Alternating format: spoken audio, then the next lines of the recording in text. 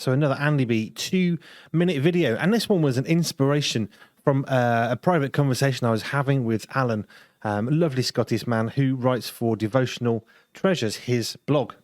Now, as people, we come across in all sorts of different ways. People will perceive certain things. They'll see certain realities. Certain things that are true will be perceptions. Certain perceptions will be true.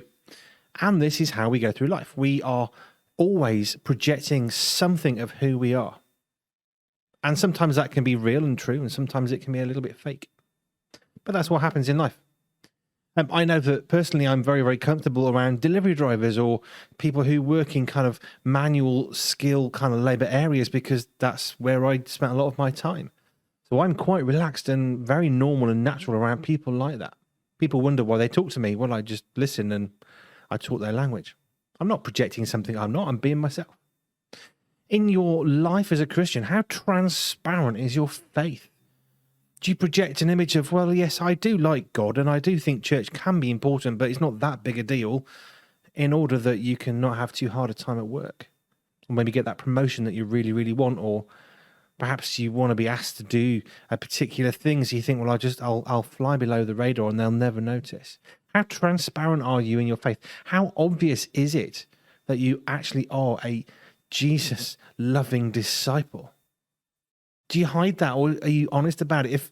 If people were, if there was a lineup and people were asked at their workplace, who are the Christians, would you have a big light and arrows pointing at you, this is a Christian?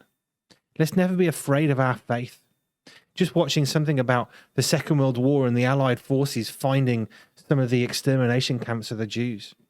And when you track back a little bit in time, one of the things they did is, well, Jews are very obvious to spot, and there were posters, find a Jew, spot a Jew, report a Jew, and well, it was kind of obvious what they looked like. And actually that was how they were so often targeted and tracked. You read Hiding Place, you realise that some Jews were so obviously Jewish that they were really hard to hide. Corrie ten Boom didn't care. She loved the people.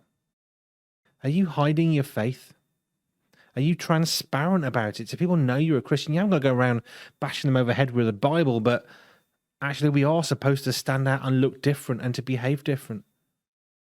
Perhaps it's time for you to be a bit more obvious and a bit more honest about your faith. Just a thought.